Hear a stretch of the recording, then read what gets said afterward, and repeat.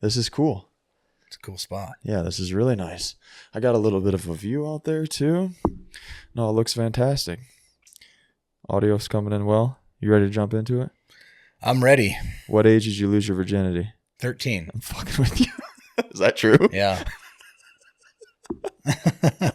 Okay, where do we go from there? Yeah, it's hard to go from there. But Are you serious? 13? Yeah, dude. That was supposed to be a gag, but damn, 13. Yeah, no, it's crazy. When you look around now and I see a 13-year-old kid, I think they're like, what the heck was I doing? You had no idea what you were doing. Would that last you about 60 seconds man. max? Or But when you look back on those times, though, I thought I knew everything I was doing. Yeah. You know, I thought had it all figured out at 13 years old. I don't know. It's not uncommon in Montana, actually. Are you born and raised here? Born and raised, yeah. Are you? Where at? Outside of Helena. Yeah, there's not, so I'm not from here. There's not a whole lot to do here besides like fish, farm, hunt, and fuck, probably. And drink. And fight. And fight. Yep. Yeah, there's a bunch of F's in there. Yeah, we used to do the triple F. It was one of our things we said. We'd always go out and do the triple F. Which was fight, fuck, and what's the other F? Fish. Fish. Okay. Yeah. It's fair. That's good. What was your upbringing like here? Did you like growing up here? I did, yeah, man. It's funny. I look back. I was poor. I didn't know I was poor. I think that was I didn't realize I was poor until I was an adult. Actually, pretty recently. And the reason why I didn't realize is because I had everything I wanted. You know, I grew up with a family that never really said no very much. I had tons of freedom. My dad's a bit of a mountain man, and my best friend growing up. So, I mean, ever since I could walk, we were in the mountains. We were fishing, we were hunting, we were hiking. We were just on an adventure all the time. And that was my life. You know, I kind of lived for that. And it's really never changed. But we lived in a little tiny mining town. It was, I was definitely poor. I think my dad made like maybe $15,000 a year, and it was taking care of me and my brother. And super poor. Like I look at kids now, and I like my kids. Like they have so much more than I ever had. Yeah. But at the same time, I was rich.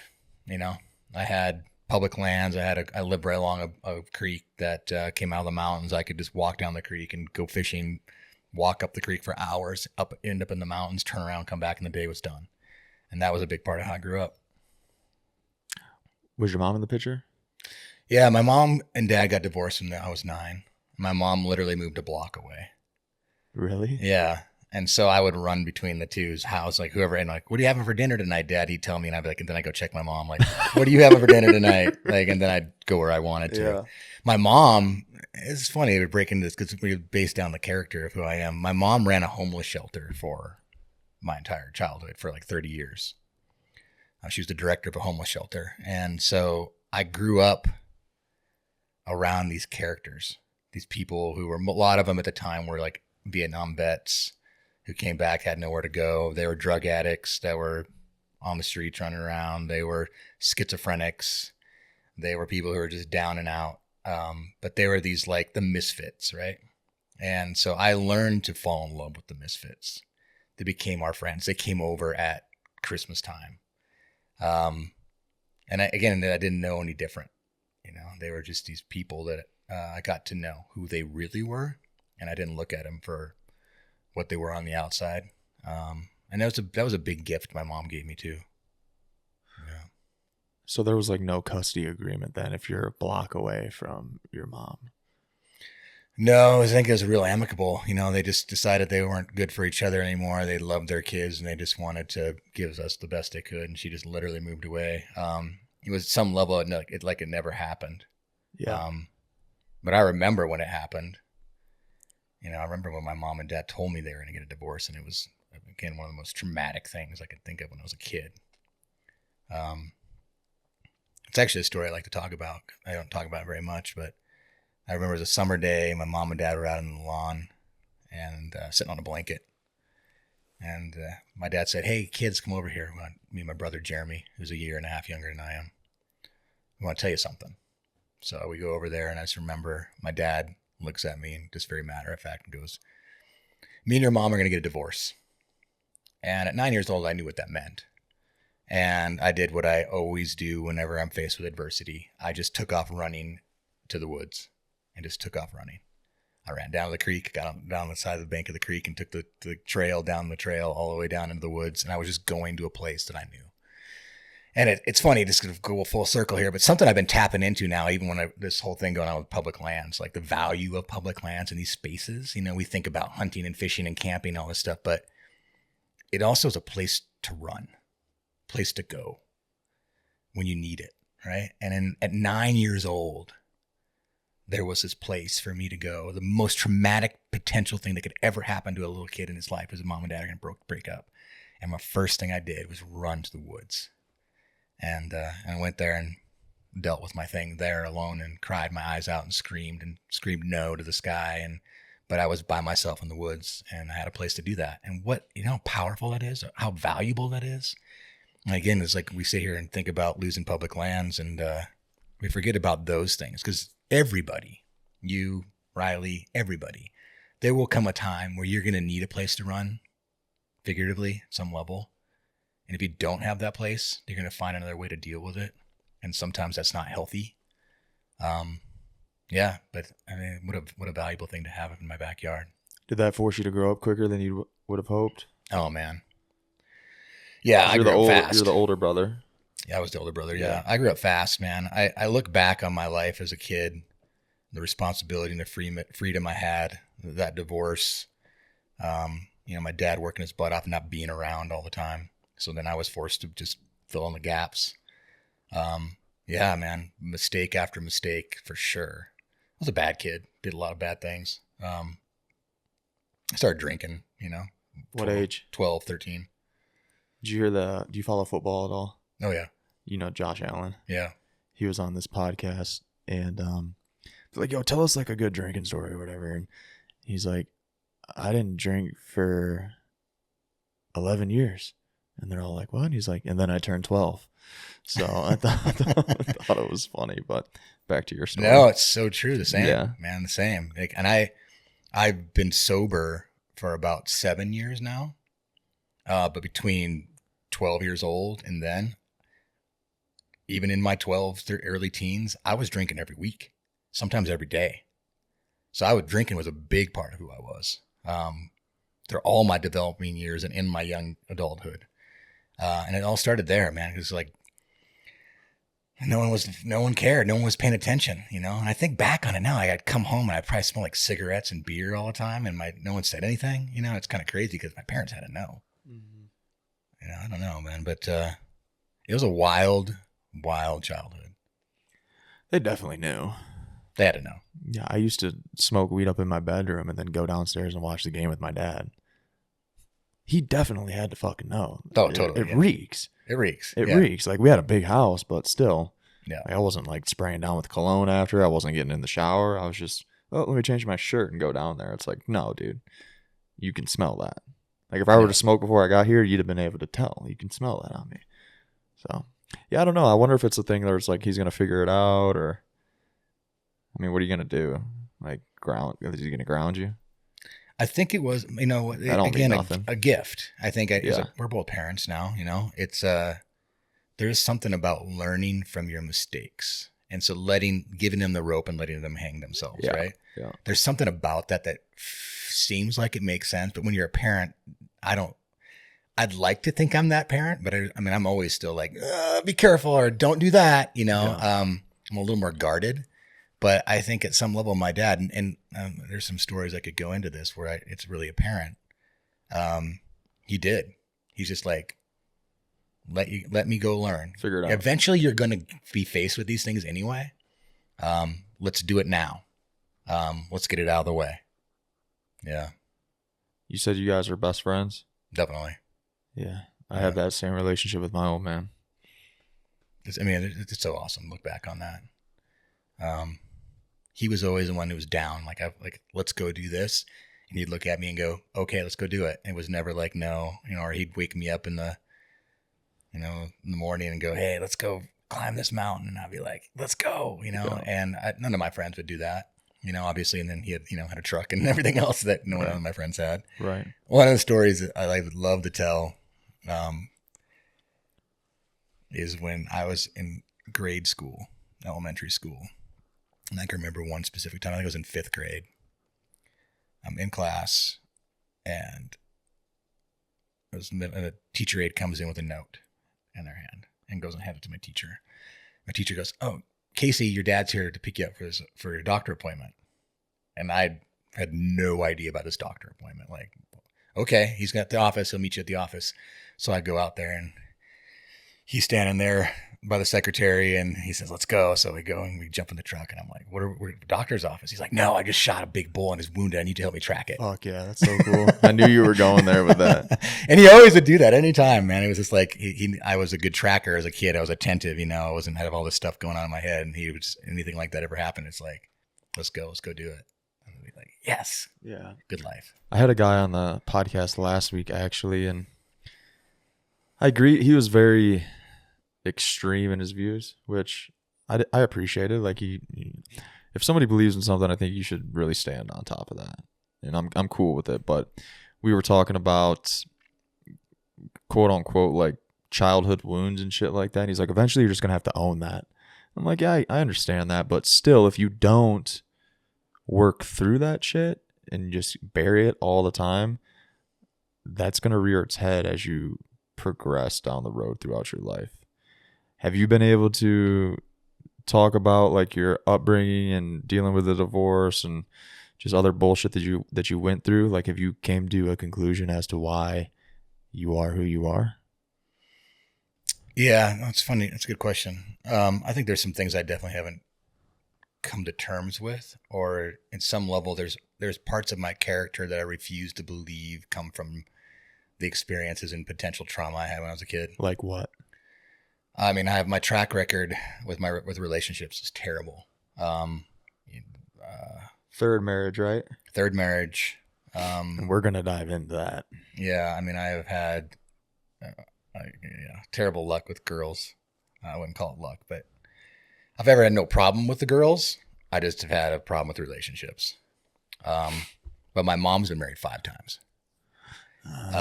And yeah, my wife would tell me that there's a lot of that's in me still. And I agree with that. I think there's definitely, I see my mom, equal parts my mom and equal parts my dad, good and bad inside of me all the time. Was the marriage with your dad her first marriage? Second. Yeah. Okay. Do you have a bunch of step brothers and sisters, or? I do. Yeah, a ton of them, or what? I've got 2 So yes. Yeah. Okay. Yeah. I got lots of halfies for sure. Yeah, and just my mom, you look back now as an adult, and my mom was a kid, right? But when I was a kid, she wasn't a kid. And when I look back on the things she's done, she was doing during those times, I think I've done those things. She was immature. She was still learning. She's a person. It's interesting when you get old enough, you look at your parents and you see them as a person rather than your parents. And it took me a long time before that. But here's the way I look at it. No matter what, my mom, me, everybody that I know has made mistakes. You are a recipe of the ingredients of the experiences of life, right? And sometimes it's sweet, and sometimes it's not. And I've got a lot of bad and a lot of good to building who I am today. But I wouldn't have it any other way. Mm-hmm. I am who I am. And I say that to my mom. My mom now, as we have this adult relationship, will come up to me and she'll apologize to me and say, maybe it wasn't a perfect mom, or maybe I could have done things differently. And I was like, you know what, Mom? No. Here we are in this life. We are who we are now. And we only are because of all those imperfections. We only are because of all those ingredients. Thank you. We can get over it. We can forgive each other. We can move on, and we can be grateful for who we are. And I think that's where we're at. And I think at some level, I know a lot of people who dwell on those things so much, and they can't get by, and they become anchors of moving forward. Right. Yeah, I refuse to do that. That's a good way to be, man. Like, what are you going to do? Just sulk and fucking wish and hope that shit would have been different? Yeah. You can't take it back. And I have siblings that do that every day. Yeah, I bet. Yeah. It's hard to just kind of accept what it is or what it was. Yeah. Mm-hmm. What age did you get married? My first marriage was when I was 20. Okay. Yeah. How old was your ex-wife? Same. 20? Yeah, I met How her. long did you know her before you got married? Maybe 6 months. Very quick. It was a quick one. It's really common, especially like with your parents. You know what I mean? Like back in the day, like people used to get married freaking quick. Oh, very quick. Very young too. Yeah, no, she was a gal I met. She was a cheerleader here at MSU. I was coming to play football here. Met her before the summer before coming to school here. And I fell in love with her and got here, started going to school, decided we were going to get married because that's what her parents did, right? And it just wasn't, again, looking back, we're kids, right? Yeah, you didn't know nothing. No, I didn't know nothing, not compatible really for some things. I mean, she was great, nothing wrong with her, but yeah, and then life happened and I had to go in a different way. She was going a different way and we got divorced. Just simply due to the fact that you all were on different paths? Definitely, yeah. And I'll be honest, man, I just like a big part of it, huge part from my side was that I had dreams and she was in the way of them. Mm-hmm. She wanted to settle down. She wanted to move back to Helena. She wanted to get a 9-to-5 job. She wanted me to get a 9-to-5 job. It was not, I was untamable at the point. I had big dreams. My career was just starting to take off. I was starting to travel the world and do cool things. And that was going to get in the way. And she wasn't worth it. And that's how it went down. And then you were single for how long?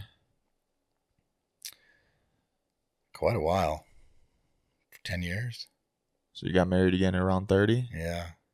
Okay. Yeah. Yep. Right around there. And then what happened? Very similar trajectory. Really? Yeah. Met an actress from Los Angeles. Like an actress that I might know, or like Definitely, probably. Definitely? Yeah. You might Is know this her. public knowledge? Yeah, public knowledge. All right, who is it? Yeah, a gal named Missy Pyle. Met her on a movie set. That's a crazy little memory lane. Were you filming or? Yeah, we're ready to open up a whole nother can of worms. So there's a film that was being shot up by Glacier that needed a grizzly bear in the film. And I happened to have one. I had raised a grizzly bear at the time. And I had a best friend named Brutus who was 800 pounds. And I took him up there. He had to do a scene where he walked up to this actor and stood up and roared in his face. And the guy freaked out and ran away. And it was simple. So I went up there and it was this big film they were shooting. And so one of the lead actresses, they see a guy with a grizzly bear.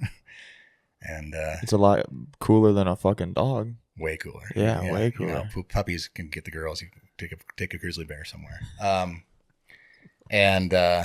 So that started the connection. And then, just going back and forth. And then we started dating. And then we got married, and then we were splitting time. I was going to Hollywood and hanging out half the year and coming back to Montana. She went to Broadway and in New York City. I lived there for a year in New York City with her where she was on Broadway. In the middle of my career, it was working out good. I was working for National Geographic, doing my own TV thing. I was living this kind of like crazy LA life, like fast-paced TV life with her. Great friends, man. Very passionate relationship. Got along with her so well. But then I reached a time where my career, same thing. We sat down very pragmatically one day and said she had her career and it was taking her away and we were not seeing each other very much. I had my career. I was traveling all over the world. And we were seeing each other like once every 6 months. And it was terrible. You might as well have been off to war at that point. Exactly. Dude. Like, very similar. Yeah. But here's the other part of that is that when we weren't together, when you're an actress or you're hosting a TV show, you get all this attention. So it would be like, she's going to go do a job. She'd go do the job. And the next thing was she was going to party. When she's at the party, then she had everybody coming over to her and saying, "You're the best, you're the best, you're the best." And then guys coming over to her and "You're beautiful. Let's get a drink. Let's go hang out." Same with me. It was the same. I'm going and doing fundraisers. I'm going to parties. I'm drinking. There's young girls there. So the temptation was so tough. And we literally had this very honest conversation about it. It's like, why are we doing, we love each other. If we really love each other, let's just let each other go. Because right now, in order for it to work, one of us has to give up our dream. Yeah. And we just looked at each other and said, are you willing to do that? She said no. And I said, am I willing to do that? And I said no. That's not fair to y'all, man. Yeah. You know, it's not like one of you guys is working at USPS. Right. You know, like you guys have pretty high profile jobs that you've worked really hard. And I want to get into like your background with your career and shit here in a little bit. But yeah, it's not easy to become a movie star. It's not easy to get on Nat Geo. No. You don't want to just throw all that away.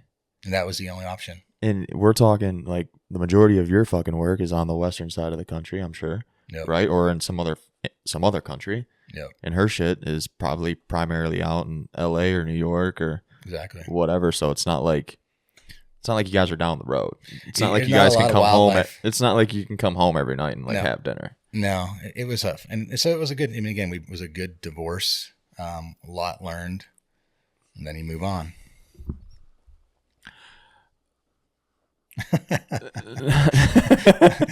Oh, dude, it can get way more complicated. Well, I'm trying. So I know you said you haven't listened to my show. People that do listen kind of know that I like to bounce around and kind of figure it out as we go here. So I'm just figuring how I want to play this next. Well, if you get this one figured out, let me know. Yeah. Well, I don't think I'm going to figure it out. I'm just figuring like what the next topic of conversation here is going to be.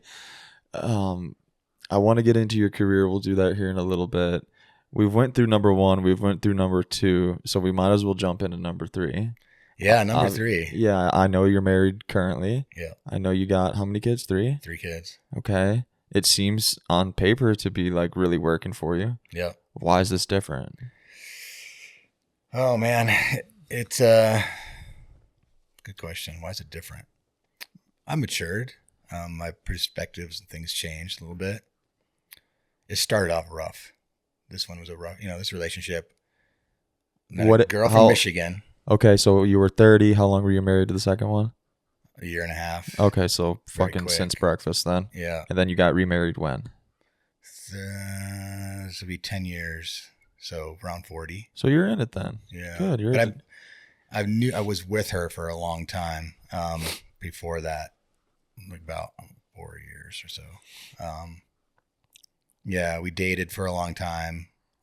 She moved in with me for quite a long time. She was over in Michigan. I was in my heyday. I was making a bunch of money. I was doing TV. I met her online. I remember seeing her, and the first picture I ever saw of her, it was like her and this little orphan deer fawn licking her face, and it was like the most beautiful girl I've ever seen in the world with a deer licking her face. Yeah. So I know the online shit now. What was it? The online stuff 10 years ago. Not like it is now. Well, I know that, but like, was it like a website or? Oh, it was on Facebook. Oh, Facebook. Yeah. Okay. So we had common knowledge. She had common things in common, and she was like reaching out to me and talking about her animal rehab she was doing over in Michigan, and I was talking about curious about how I got involved in animal rehab and dealing with wild animals and stuff like that. And I'm single, and I see this younger. She's 12, 13 years younger than I am. Good on you. Well played, sir. Yeah. And I was just like, man, who's this girl? And then I got to know her, and she's like funny and smart and full of energy. And I'm like, yeah, I like this girl. So I started flying her everywhere I was going, like, come see me, whatever. And it's like, I remember one year I spent about $25,000 in plane tickets on her. Good on you. And I was like, okay. Was she in Michigan at the time? Yeah. Okay. So you were flying her out of Detroit or something? Exactly. Yeah. And I'm like, you know what? I can't do this anymore. You got to come hang out. So she moved in with me in Montana and fell in love with Montana. And that's usually what happens from people from where I'm from. Yeah. Yeah. They come out here. They're like, let's stay. Exactly. Yeah. Yeah. And at the same time, it was great, but I was still like living that fast life, and so in the beginning, it's like, I was dating her and dating other people, and, it was like, it got ugly. I actually. You were still playing the game. I was playing the game. Yep. Yeah. And it took me a while before I decided that I was going to settle down and get married. But I think in the beginning, again, it was one of those things that it was a little rough, and she was finding out about this dumb shit that you were doing. Yeah. And trust got a little of wonky. course. Yeah. And you got to earn that over time. I'm sure some of that's Probably still rears its head every now and then. Oh, yeah, all the time. Mhm. Yeah. I may never get over it. Unfortunately. How many chances did she give you? Too many. Well, I wouldn't say that. I mean, I would never have done what she did. Me neither. She gave me like 5 chances. I think big chances. What was like, fuck, I need to wake up here, Casey? What was that moment? You know, man, it's like one of those things like. Do you know all the answers to these questions? That's a lot of Do them. you? Yeah, he's seeing which one I'm going to tell you. We should really put him to work. We can utilize him like Jamie some cans of worms and start making him do research and fact checking and shit. You know, I was these other relationships weren't important. You know, there was other reasons why I was doing them. Yeah. And she had all the core stuff, right? You know, she's super loyal. She loves me. She wants to be in a relationship with me. She's honest to me. She brings out the best in me. She makes me be who I should be and want to be. Yeah. You know, she was that whole time is like, I felt myself like losing my immaturity and my weirdo-ness more and more because I wanted to be with her. Yeah. I mean, in retrospect, I mean, I regret doing what I've, you know, kind of ruining the perfection that I had. Yeah. But here I am again. It's like one of those things like I fucked up. And I got to try to get over every day because now now we're there. I think we're as strong as we ever been. We have 3 kids. You know, there's some of those things we can look back on and laugh, and some of those things we look back on and we don't bring them up. You're hoping you don't have to talk about it again. For sure. And I do once in a while. Yeah, it's a tough one, man. You know, things change when you have kids too. Yeah. You know, it stops being about you, right? And I think that wasn't the point. That it was just before having kids, I realized, no, I want to have a family. And when I realized, and this is the woman I can have a family with, and that's when it changed. Were you a little bit full of yourself back in those days? Like, obviously, dude, you got a great career. You're making money. You're on television. Were you just? I don't. It's funny. Again, I guess narcissists don't know that they're narcissists, probably. And I've been accused of that by my wife a few times. But I don't think I looked up a definition. I don't think I'm a narcissist. I don't find myself thinking that I'm full of myself very much. I'm pretty self-deprecating. I'm very insecure. I was a shy kid, and I mean, super shy person. No, I don't know if I would say I was full of myself. Do you think I'm full of myself? I'm not talking about 50-year-old Casey. No, I don't think I ever really was. I'm kind of who I always have been that way. I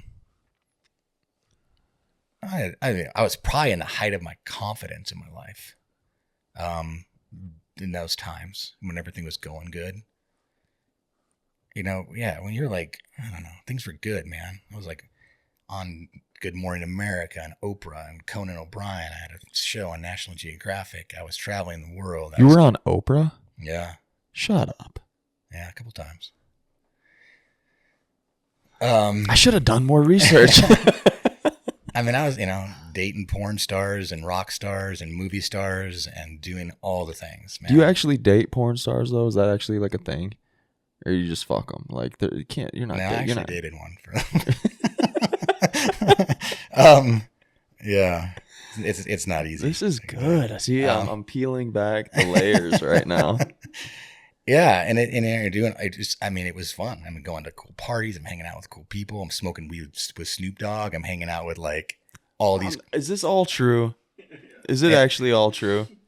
What's so good about these? Because I have some stories, and most people, if I told them, they would think I have enough good stories that people think I'm a liar.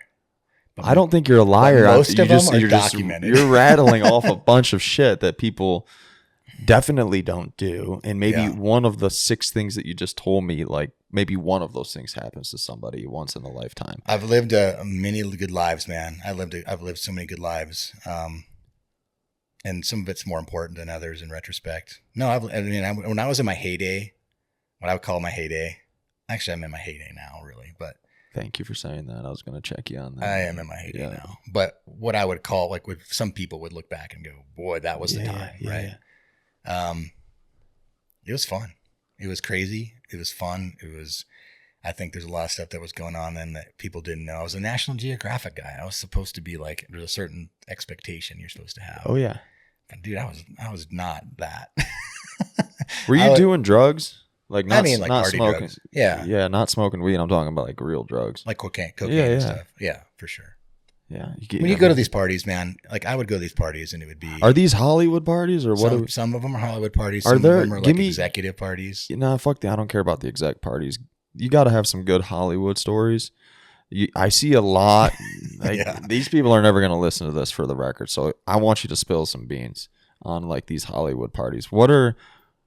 Are you nervous going into these? Are you like, obviously you caught an invite from somebody, you're showing up and you're looking at people that you're like, why am I in this fucking room? Oh, dude, I can think of so many why am I in this room? Give me a couple. Like you look around and like, I know that person, I know that person, I know that person. I need a couple crazy fucking Hollywood stories because I don't really know anybody that's been to some Hollywood shit.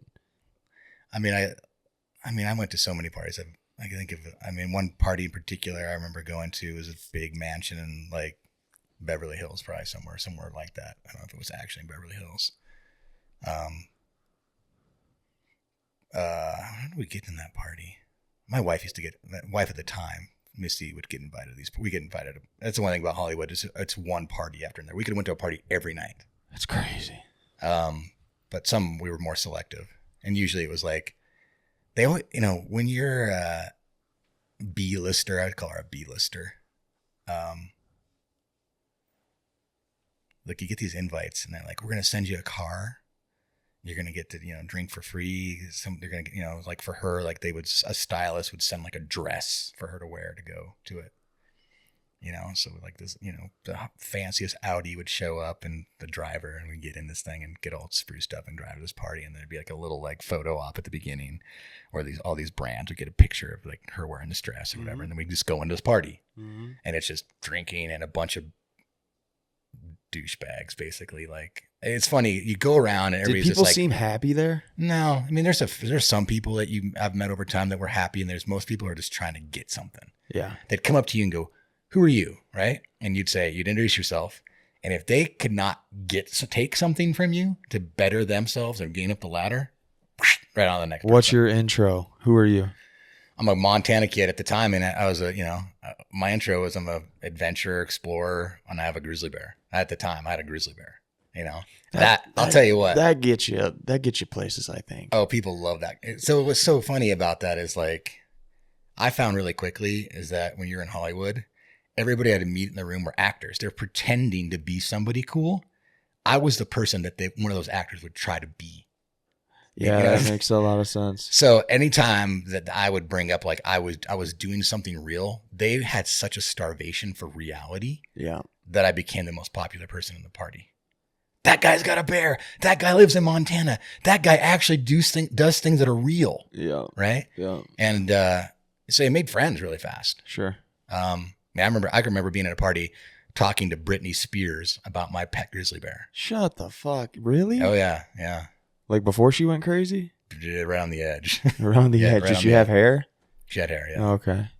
That's crazy, dude. Yeah. There's lots of those stories.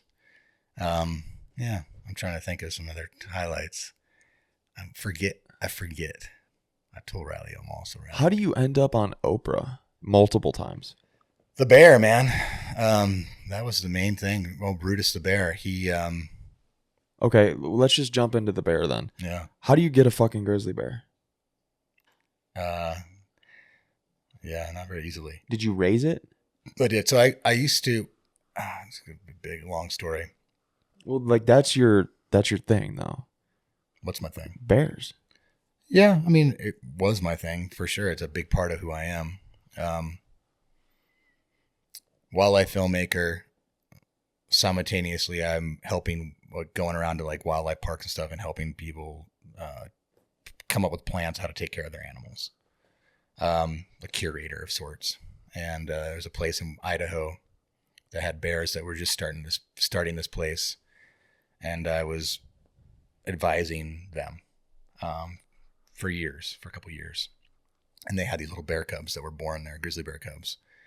And that place had no more room for more bears. So they had to try to place them somewhere. And there was just no place for these bears to go. So basically, this is a very common thing in captive, especially back then, captive situations. It's like you can just euthanize them and start over. And little bear cubs are a great attraction. Big giant bears are a big attraction, but those in between awkward phase bears, not. And they eat a lot of food. So they just basically give birth to these cubs, let them be an attraction for a little while, and then wipe them out and have them again. Mm.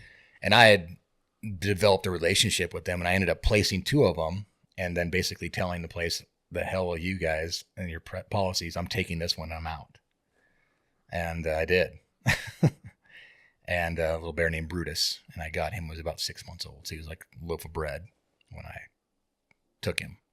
And then you got to get permits and stuff. And I had enough of a track record working with captive animals simultaneously and wild animals that I could get permits and stuff. And I brought him to Montana and got a permit to keep him. Where'd you keep him? At first, we had to build a place, but you drove by the place on the way here. Okay. Right on the Bozeman Pass. Oh, I know that place. Yeah, Montana Grizzly Encounter. Yeah. Yeah. That's where you kept him? That we built that place for him. You built that place? Yeah. Holy fuck, no kidding. Yeah. Huh. So we built that place, and then we rescued a bunch of, there's just so many bears in the world that need to be rescued. They're like either orphaned in the wild and they can't be put back in the wild. All the bears there can't be put back in the wild. And so I had this little bear, and I just realized the power. I could see the power of like education. You know, it's like one of those things. It's like if someone comes and looks at a bear, they get to see what they are. And the one good thing about Montana Grizzly Encounter is like people who are driving by that place are either living in grizzly bear country or traveling through grizzly bear country. Yeah. And most people don't know anything about them. And this little bear, he never knew any different. You know, he was born captive, loved being in captivity, loved his people. And I raised him till he died at almost 20 years old. Yeah. That's the short version of it. Did he ever get... So what was everything that you did with him? Like, it's one thing to have a bear, but you had to have been doing stuff with him to get notoriety. Well, my National Geographic show, the very first one that we did, we pitched was, so simultaneously I'm a wildlife filmmaker. So I'm going out and filming wild grizzly bears. Yeah. Right? And then I would come home to a bear. Right. And I always thought like, okay, want to wait for that to go by? No, it's fine. I'll cut it out. How can we make Brutus an ambassador to his wild cousins, right? And so I came up with this like what I like call edutaining kind of format, and that would be we go out, we see bears up on high in the mountains rolling rocks over to eat moths, right? And you see them flipping these boulders over. And you take grizzly bears got that big hump on their shoulder, and they got that big hump on their shoulder so they can move those powerful forearms and pick up big boulders. So what's big mean, right? Are they flipping over 1,000-pound boulders? They pick so 1-ton boulders. How big a boulder can the grizzly bear tip over? So then we cut away from that, and I'm saying, I'm here with Brutus, and we're going to find out exactly how much this grizzly bear can flip over. And I would take a tractor and a scale, and we'd put a boulder on it, 1,000 pounds, 1,500 pounds, 1,750 pounds, 1 ton. Let's go. All right. And we put something underneath it, and Bruce would go over, whoosh, flip, go all down the line. He can flip over a 2,000-pound boulder. So now you take that National Geographic, planet Earth shot of a bear flipping boulders, and you put it in perspective in this kind of edutaining way, where a bear and this guy is interacting and having fun.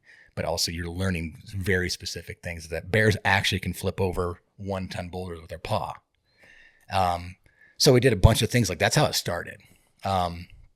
So then once that happened on National Geographic, that series became wildly popular. I did a bunch of other similar type things with Brutus where I, taught him how to fish like a bear in Alaska and did all these things, like went through that kind of like You see bears fishing in Alaska. Well, how they learn to do that? Is it instinctual, or do you actually learn how to do it? I take Brutus down to the river. There's fish. Let's see if he can fish. No, he learns from his mom. If he would have been born in the wild, he'd have learned from his mom. Now I try to step in and teach him. And so I think it takes, boring, quote unquote, wildlife television and like added a character and added this way of teaching that kids and adults and everybody could be interested in. And that became a big part of that. My format in my National Geographic show at the time is I would go out, film behavior in the wild, and then I would go to some ambassador animal and try to like put it in perspective. That was pretty much how America the Wild was. That's just my series at the time. So he did things like that, but I never, captive animals situation. I'm the most anti-captive animal guy in the world, which sounds like a hypocrisy because it's shady, man. It's bad. Most zoos are shitholes. Most people with captive animals are doing it for the wrong reasons. Like the Tiger King dude? Tiger King. I mean, all those things. And Tiger King means there's so many of those kind of shitholes around the world. Oh, yeah. They're shutting down, fortunately, now. But there's so many of them. I mean, and then you look at things like, even like the Siegfried and Roy and things like that, where, day in and day out, they're taking an animal that shouldn't even be in those situations and making them do something to make money. Right. And when you force an animal to do something, you're gonna meet resistance. And when you meet resistance with an animal like a tiger or a grizzly bear, you're gonna get your fucking head ripped off. And I never had to do that with Brutus. Brutus was rescued. He did whatever he wanted to do. If he didn't want to do the TV show that day, if he didn't want to flip boulders over, we never made him do it. How do you know? Is it just him being... When a grizzly bear does not want to do something, it lets you know. How so? Body language, vocalizations. Yeah. I mean, you got to know what you're dealing with. Of course, yeah. And if there's any time that he became uncomfortable, I shut it down. That's why I'm alive. If I ever felt like I had to pay the bills by what he was doing, and I was like, he's a little grumpy today, but I'm going to push it. We're going to try it anyways. Yeah, yeah, that's how you get your face ripped off. Yeah. So, I just never did it with him. I think that's the why. I mean, for 20 years on social media, people who watched Oprah, people who watched Conan, everybody who saw me who were being the grizzly bear guy, everybody's like, this guy's going to die. This guy's the next guy to get eaten, right? And the reason why that didn't happen is because I had my finger on the pulse of this animal that I know is 100% capable of killing me. And I never pushed him over that edge. At what age should you start to get a little bit like really tapped into him, if that makes sense? Yeah. Like when he's a loaf of bread, I mean, I'm pretty sure you can probably handle that. You'd be surprised, but yeah. Well, I know that, but there has to be a certain age or a certain size where it doesn't really matter what you do. Like you're pretty much fucked. Yeah, it's a great question. I think fundamentally, I grew up with grizzly bears in the wild and knew their body language and understood them at some level, and understand basic body language of animals. I'd been around them in captivity a little bit up to that point too, to fill in those gaps. So you learn the language. And one thing I've said this before, is like a dance. It's like immersion language, learning. You get, if you got thrown into China right now, right? And no one knew how to speak English and you had to get by. Within a few months, you'd be communicating way better than you can imagine. Pick it up, yeah. And it's very similar with a bear, because there's no manual that says how to raise a grizzly bear, right? So you get in there and it's this dance, and you learn how to communicate with each other with this kind of middle common ground language that you guys kind of develop with each other. You're a little bit of grizzly, a little bit of human, and he's learning human as much as you're learning grizzly simultaneously. And you step on each other's toes once in a while, and you go, "Oh, that wasn't good," and you step back, and you do that. But you do it when they're young, right? The other thing is that he looked at me as kind of like, it's hard to anthropomorphize this, but like, was I a motherly figure? Was I a fatherly figure? Was I a sibling kind of figure? But if I looked at him and said, no, very sternly, and gave the right body language, he hated it. He didn't want to be bad. He loved being a good boy. You're doing good. You're a good boy. He loved that. So you play on the emotion because you can't overpower a bear. You can't beat him into submission because you're going to lose that game. So at the young age, you build a relationship of a good boy, bad boy. It sounds ridiculous, but the heart is... there's no, how else are you going to go about it? It's the only way. Yeah. That makes total sense to me. And so that's it. I mean, there's times where he broke my ribs by just laying on top of me when he was big, right? He'd smash me. He's just playing, right? Yeah. And I have to tell him that's not what I want him to do. And if he's on top of me and I go, get off of me, he has to get off of me. And, all those young times of me telling him, no, get off of me. When he was an 800, 900 pound bear on top of me, he would get off of me like that. Is that how big he got? 900 pounds, yeah. Bro, what? Did he ever fucking lose his cool? Like, did you ever get seriously fucked up? Were you ever scared? No. Is that normal, dude? That's not normal. No, it was the reason why it never happened. There was times that I wouldn't say scared. There was times that I'd see him reach this point and I'm like, oof, if something ticks right now, I do something wrong right now, it could set the bomb off. But there was that point where I'm like, ooh, back out or do something good. Do something that's going to extinguish this moment. Did you have a backup plan? Like, did you carry a gun? Never carried a gun. I had bear spray sometimes with me. I never used it. I always had somebody with me. Amy is the gal who actually runs the Montana Grizzly Encounter now. She raised Brutus alongside of me. She did more of the raising of Brutus, I think, like a day in, day out than I did probably 10 times. She was mom. I was the Superman dad. Show up and do all the fun things. Yeah. He loved Amy. Loved. But he loved me in a different way, and I was the only one that could ever really engage with him. I was his wrestling partner. I was the one who, you talk about a jiu-jitsu roll. Go get on the mat with a grizzly bear. You've seen those old videos of Khabib in Russia fucking with those bears. Oh yeah, when he was a kid. There's no better way. Yeah, dude. You wonder why. It's like no surprise why Khabib is like the best wrestler. Exactly. Yeah. There's no better way. Yeah. Yeah, it's a funny, if you go 20 years, the only thing he ever, like I said, he cracked a rib, smashing me accidentally.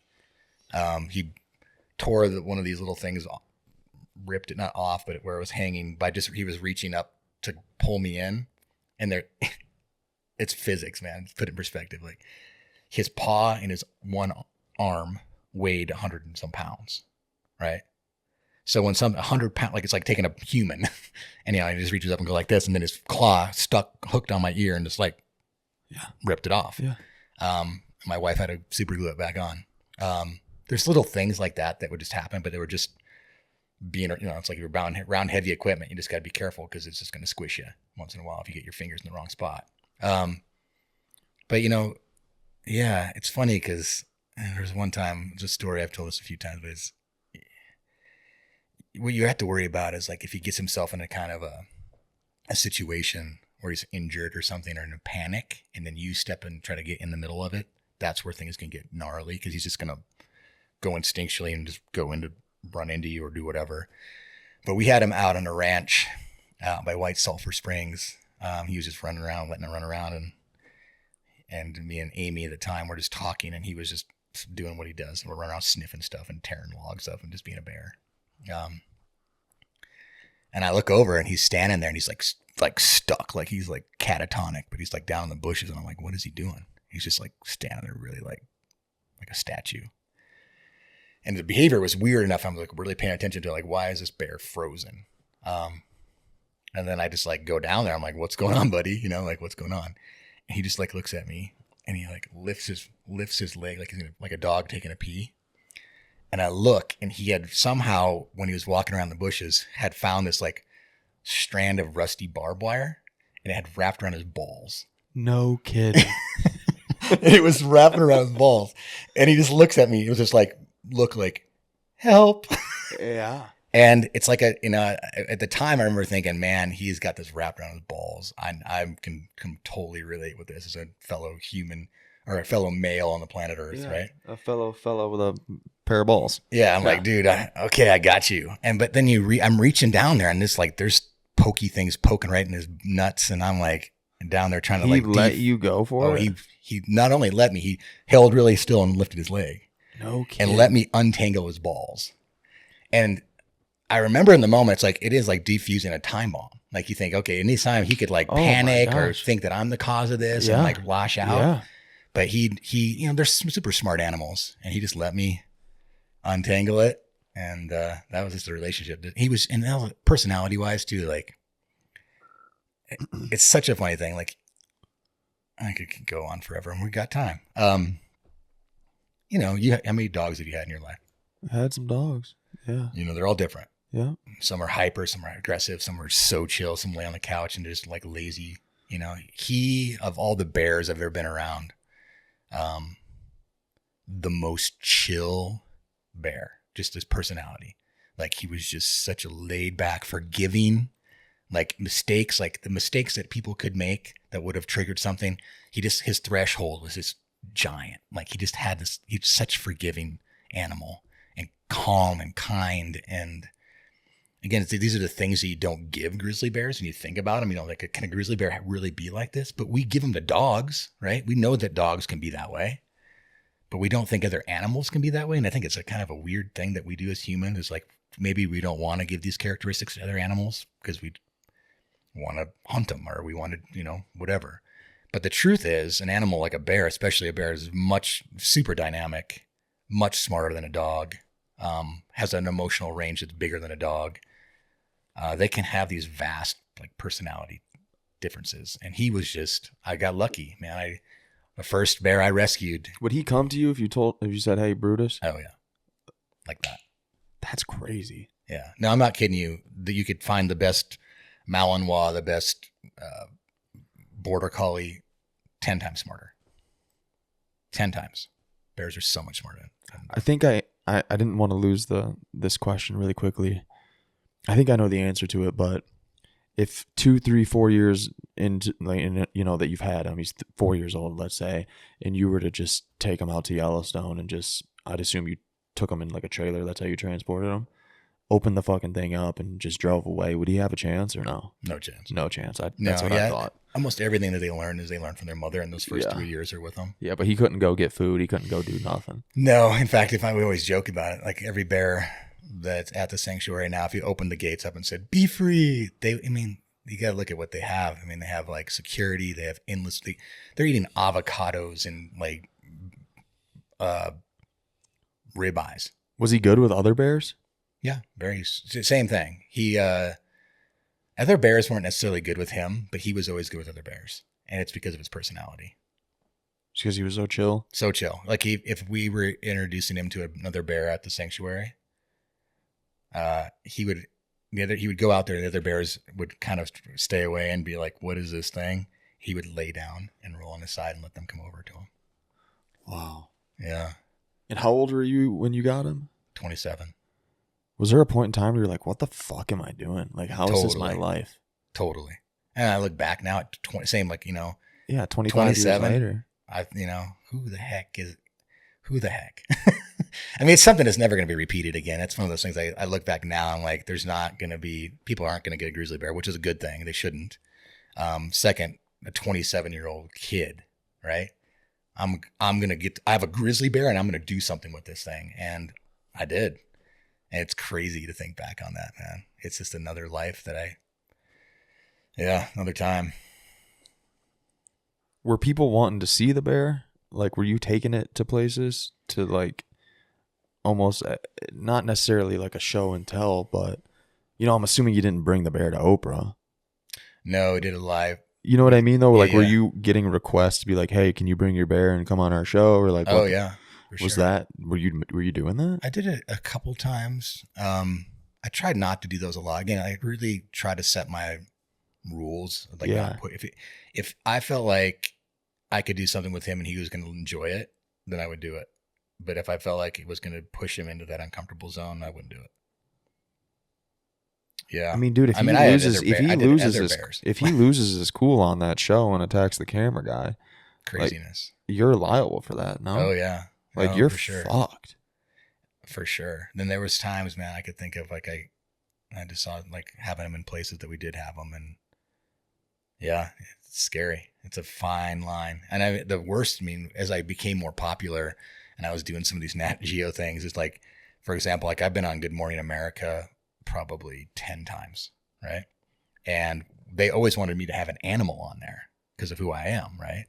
Well, I wasn't going to bring Brutus, so they would hire somebody else around the area that had an animal, and they'd bring, and like I would meet that animal like an hour before I'd go on the show. And try to establish some sort of rapport with it? And then go on live TV and try to talk about it in a meaningful way and handle it at the same time. Like what? I mean, I had the one I was thinking of when you brought that up. This guy shows up. He has like an 8-month-old black bear, which is, it's like probably 150 pound or something, or maybe a little less. Big, fat, captive black bear. Doesn't know me at all. That had to make you nervous, dude. Oh, them little freaking juvenile bears will fuck a dude up. And they're so hyper, and and so I'm like, okay, we're gonna be on set in a closed area. If worst comes to worst, I'm just let them go and let them go do whatever. It's not my problem, right, bro? And so they're like, okay, no, we got to do this tease. We're gonna do a tease into this. We're gonna go outside in that crowd that's around the outside in Times Square. You're gonna hang on to the bear. 150-pound bear. You're supposed to hang on to this bear. Hold him in my arms. We can look this up. I'm gonna hold him in my arms in this crowd of people. This is on film. Oh yeah. Oh my gosh. And they're gonna know it's gonna be quick. 3, 2, 1. Coming up next, Casey Anderson has brought a friend. Blah blah blah blah blah. And so and so and so and so is gonna be here live on Good Morning America. That's it, right? So I'm like, I look at the handler like, dude, this is not gonna go good. Say no. And he's like, I can't. The producer's pushing it. So I just remembered like, okay, I'm gonna. Right before the live set, I'm going to reach into his kennel. I'm going to grab him. I'm going to hang on to him. I'm going to shove some food in his mouth. Yeah, try to preoccupy him. And then try to get it. And then as soon as it's like, we're out, I'm putting him back in. Well, then when I get him in my arms, I'm trying to shove food in his mouth. The crowd, the people are getting the crowd to clap and do stuff. And so he's panicked. There's like, people, Times Square's happening in the background. And I'm just sitting there. I'm sitting there in this moment trying to smile. This bear's biting my fingers as hard as can, clawing my side. And I just know I can't let go. 3, 2, 1. Done. It happened. We got it done. Oh my God. And I just think after I walk away from those things and like my adrenaline comes down, I'm like, what did we just do? That's that could have went so wrong so fast. Oh my gosh. In Times Square? Yeah. Dude, you lived a life. This is crazy. It's a crazy life. Yeah. It's a good life. It's been a good life. And I'm only 50. Dude, and we'll get into that too. You got a whole nother life to live here. It's going to be a good thing. Yeah. Those stories, behind the scenes of those stories, man. And here's the other thing, man, about full circle. Back in those days, I had just walked off. I probably had just about an hour before I stopped a party. And I would just like walk right into those things. Like I would get back to my hotel room. I'd take a shower. I'd put on my clothes. There'd be a knock at the door. Your car's here, Mr. Anderson. I'd go down and get my Anderson. I'd get down in the car and I'd go and be on Good Morning America. It was so stupid. So stupid. That's crazy, dude. Yeah. Let's talk about your scary encounter. I mean, it wasn't really scary. I was just on a jog and it fucking came out of nowhere. I was up by Quorum. I was not expecting to see what I saw. And I was running with like some neighborhood dog. And he stopped and fucking turned around and got up on both of his feet to like investigate. And I'm sitting there, no bear spray, no fucking gun, no dick. And I'm like, oh, I hope this dog doesn't start freaking out. Or maybe I want it to freak out. I wasn't sure what I wanted to have happen. Yeah. But what happened? I mean, nothing. The bear fucking. No, we're not even gonna put that in. You're good. Yeah, we're good. But yeah, I was on this run in Quorum, and it was definitely bear country. I was running on this private road, but it's Quorum's bear country. Yeah, I know, and it's out there, and it's like similar to the roads you would drive when you're bear hunting, like the old logging roads. Like that's basically what I was running down, and I was like, I'm not going to bring a gun. I'm not going to bring no bear spray, fucking whatever. And this neighborhood dog ended up like picking me up a couple miles in, and we just ran together. I don't know whose fucking dog this was. It was like a border collie or whatever. Nice dog. And then I was at least smart enough not to be wearing headphones. So I knew there was bears. Just wasn't really planning on running into one, or at least hoping not to. And yeah, he cut across the trail, and I stopped, and this dog stopped. And then he went probably 15 yards into the grass and stopped, turned around, got up on both feet, and investigated. And like I was telling you, I wasn't sure if I wanted the dog to start freaking out or if I wanted the dog to not say anything. No. And the dog didn't say anything, and the bear hopped back down on all fours and kind of just kept going. So that pace on the way back to the Airbnb was a little bit more brisk. I bet. And this lady was like walking her dog a mile down the road, and I was like, hey, by the way, there's a grizzly bear that just fucking passed the trail or passed in front of me like a mile ago. Oh yeah, we've been seeing him darn there every day. And she just kept walking towards where I told her it was at. She didn't give a fuck. Yeah, she didn't care at all. I did, but I didn't have a lot of interactions with them prior to that. You should. So. I think that's the difference between that lady and you, right? It's just like what gets most people in trouble when they deal with a grizzly bear like that in the wild is they don't know what to do. Well, let's talk about what people should do, because there's a lot of fucking people that listen to the show that do have encounters with bears or will have future encounters if they're out here in any of these states hunting. What should a guy do or gal do if they run into a bear? Yeah, it depends on the situation. But we're still hunting, and hey, there's a grizz. Yeah, I was going to say the situation that happens is very similar to what happened when you ran. It's just like that chance encounter. And what you did, obviously, right? You saw how it paid out in the end is the right thing to do. The problem is that most people don't do that. I just feel like, is that really a good strategy? Because I didn't do anything. Yeah, it is a good strategy. I just fucking stood there and was like, I hope this ain't where I go out or how I go out. Because I wouldn't have stood a chance. Like, it wasn't a giant, but it wasn't no fucking juvenile either. Yeah, no, you wouldn't have stood a chance. No. You did do the right thing. It's one of those things. I like to use this analogy because I think it puts in perspective. If you were Brooks and Morgan in your backyard, right? Having just a summer day, Brooks is cruising around on a blanket, you guys are barbecuing or something, right? And all of a sudden, a dude jumps over your fence and he's in your backyard, like really close to you and your family, right? What do you want that person to do? I want him to leave. Yeah. Yeah. You want him to leave. So think about that. Do you want them to go like, oh, and start acting really nervous and stuff, and then like jump over the fence and be really strange? How's that going to make you feel, right? You might even, if you see someone like that, you might go, oh, who's that person? I'm going to pay attention to them, right? Or do you want them to go, oh, sorry, I didn't mean to, I got the wrong yard. I'm just going to go back. I'm sorry. And just climb over the fence and slowly we'll move the right way, right? That's what you probably want, right? Yeah, the latter. There's an energy and a body language. Again, the bear doesn't understand what you're saying, right? The bear doesn't understand like, hey, sorry, I bumped into you. I'm going to back away here really slowly. They don't understand that. But what they do understand is that when you say that, like even when I'm saying that now, I put my hands up, I like drop my eye contact, I turn my head, I kind of hunch down, and you start to slowly move away. They do understand that. And here's the problem with, there's a lot of problems right now with outdoorsmen, and I think it's actually getting fed a little bit more, is that people are not walking around confidently in the woods anymore.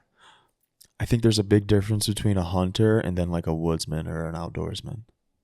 Either. An extremely big difference.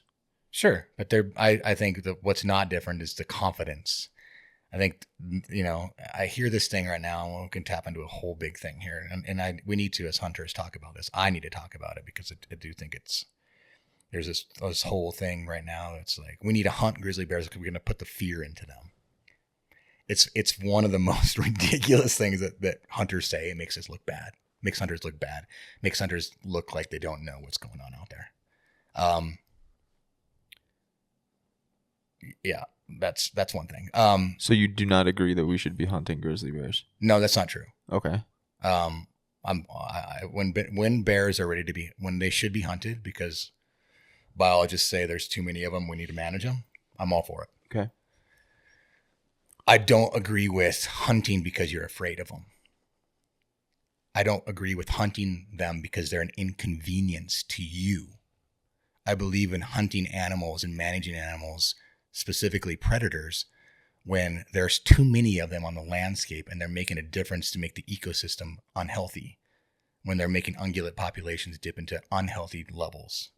That's the trigger, not because I'm uncomfortable, because I've seen more than I used to when I was a kid, or I see them in places they never used to be before. Those aren't reasons. I don't want to go, I don't want to go into the drainage. I've hunted elk for 10 decades and now I see a grizzly bear. That's not a reason. That's an inconvenience for them. It's an inconvenience. Yeah. And most of it's, anytime you do wildlife management based on emotion, it's going to fail you. Wildlife management is based on science. And I'm all for managing predators when science says it's time for that, not because it's their opinion.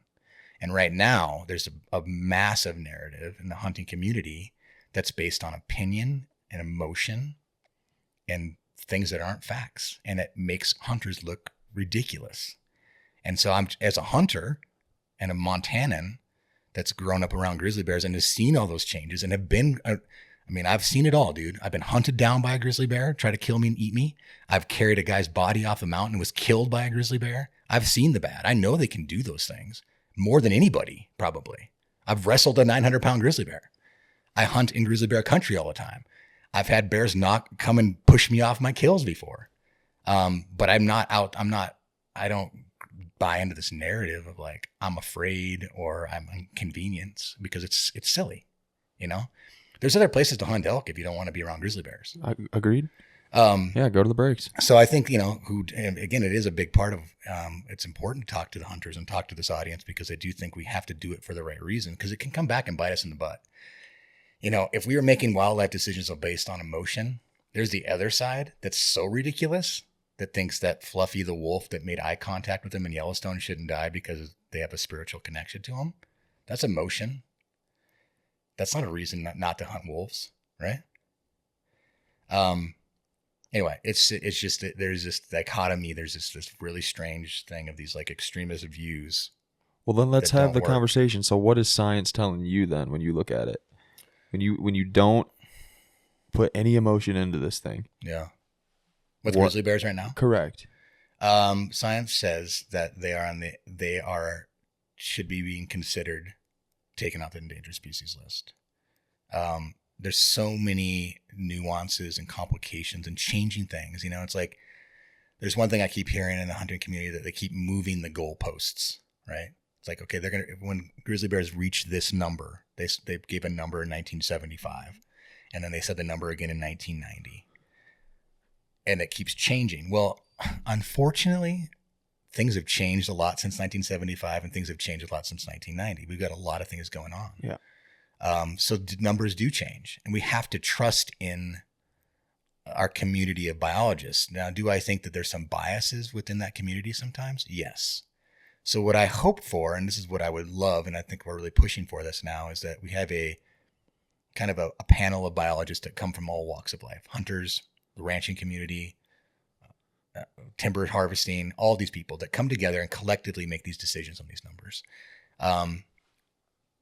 Grizzly bears in this ecosystem right now have reached a saturation where they are moving outside of their normal range. You see more of them than you ever have. They're doing things, but there's also a lot of other things with an animal like a grizzly bear that could easily trip them back into a dire situation. And so we have to be careful. What do you mean by that? So a grizzly bear, one sow will give birth to a cub on average about once every 6 years. Really? Yeah. Okay. So they keep their cubs for 3. And then if they mate right away, that'll be 4 years. Yep. Right? Yep. But they usually don't right away. So the average is about 6 years that you're getting a new bear into the system. So with a low reproductive rate like that, when you have an animal like that has a low reproductive rate like that, they don't bounce back like a coyote would. Sure. Or a deer, or anything. They don't have that annual bounce back. So if something like a highway goes in somewhere, or a mine goes in somewhere, or there's just we have a really bad winter or a really bad summer, drought, fire, forest fire, that can set those bears back hundreds in a year if something bad happens like that. So when you have a population that's 1,000, and all of a sudden in one thing like that could set the population back instantaneously 100, that's an animal that's very sensitive. You know what I'm saying? Mm-hmm. So you have to be careful with it. You have to build this like buffer to make sure that when you do go into management, that you have that buffer just in case something happens.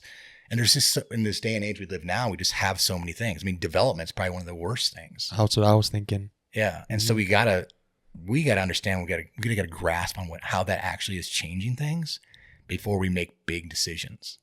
So I feel like we're at that point where we could make that decision. I mean, the grizzly bears are increasing. They're more and more. The population's rising. That number hasn't changed so much. So now we're at the point where I certainly think we can take them off the endangered species list, right? Now, once you take it off the endangered species list, I do believe there should be a buffer period before you start hunting them. Maybe it's only a couple years. I don't know. But what's the point of taking them off the endangered species list then if you can't hunt them? And that might be a really rookie question to ask, but I don't know. It's a little rookie, but it's a fair question if you don't know. I mean, the endangered species list comes with all these protections. Okay. It's like if you went out on your ranch and there was a grizzly bear chasing your calves, and that bear is going to kill like 2 of your calves. Okay, that makes sense. If you shot that bear to protect your livestock, that makes sense. It's a federal offense. Yep. So now it gives you a little more flexibility. That makes sense. Okay. Yeah. There's a lot in regulations. It kind of like loosens up the regulations to make life a little bit more of a coexistence possibility that it needs to be. Yep. Yeah, I think that's a big part of it.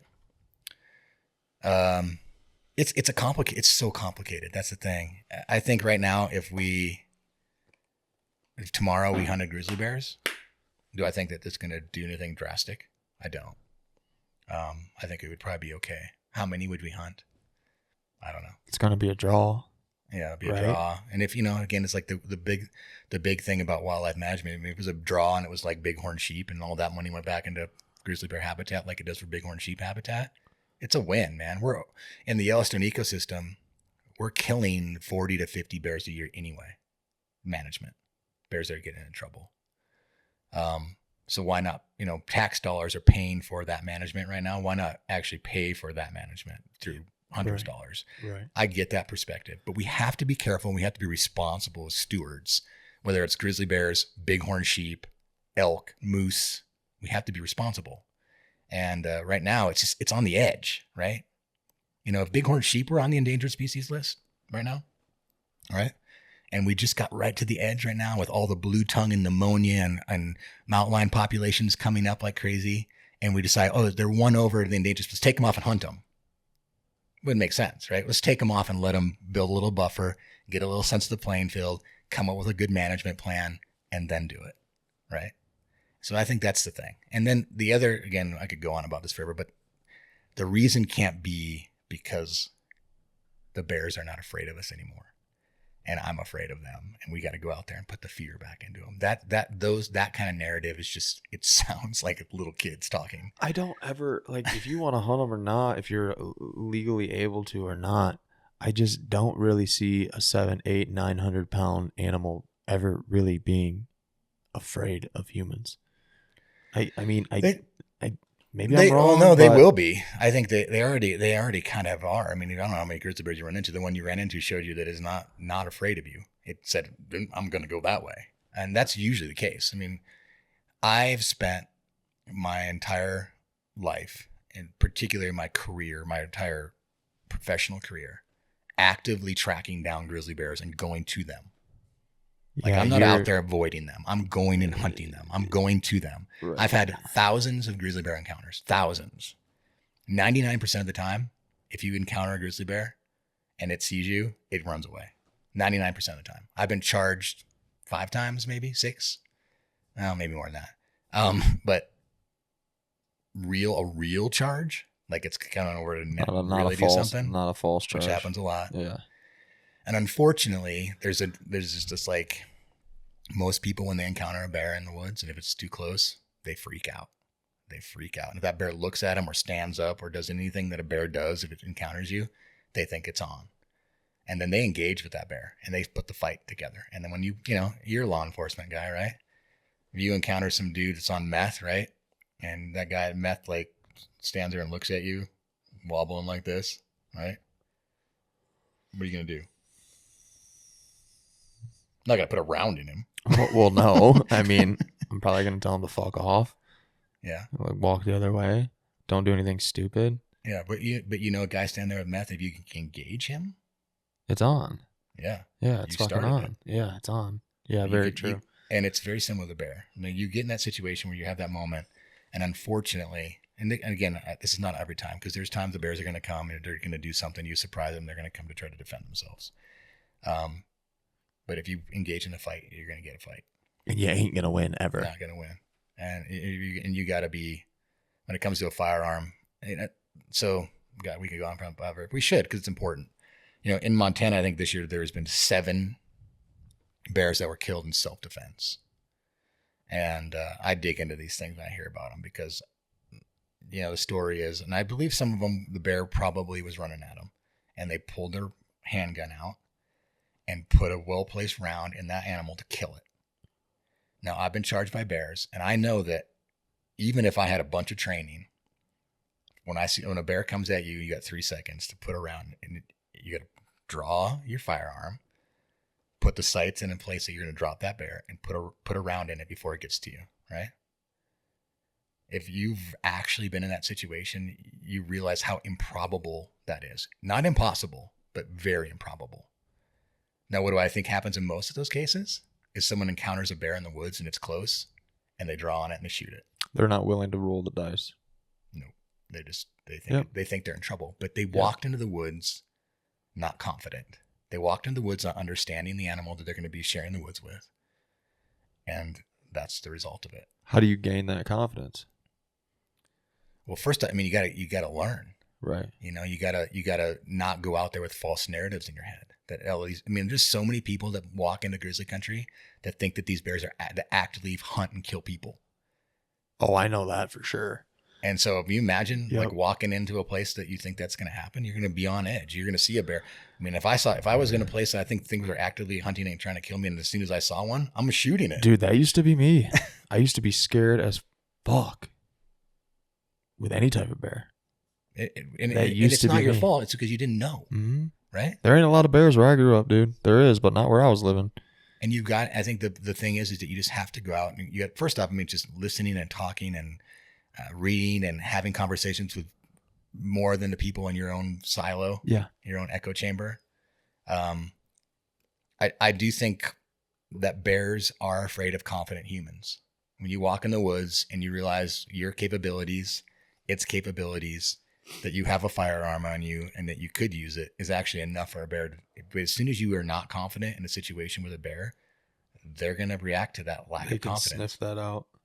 And I don't know, man. It's so complicated. But it's just one of those things like, I know, again, I don't want to downplay it. I could go to the woods tomorrow, probably not tomorrow, but this spring, and a bear could kill me. It could happen. Like I said, I've seen it. People get unlucky. Things happen. You get in the wrong place at the wrong time with the wrong bear, and everything can go wrong. It can happen.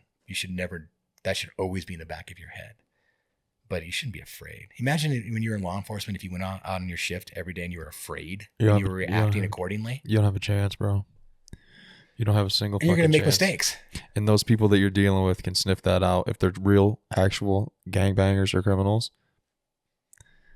they can tell as soon as you get out the car. Yeah, and they're going to take advantage of it. Fucking A. So you understand that. It's fundamental in behavior. Mm-hmm. It's the exact same thing, man. You go into grizzly country and you don't have confidence and you go out there half-assed and you go out there afraid, you're asking for it. Well, it ain't no different than everyday life, dude. Like, I could tell if you were nervous or not sitting down for this podcast. You weren't. You've done a lot of them. You've like, Good Morning America's a little bit higher profile than this fucking show, bro. Not as fun, though. Yeah, well, thank you. But you know what I mean? Like, I can tell when I get on a freaking podcast with a guy if I got to really butter him up first. Yeah. I knew that I didn't have to do that with you.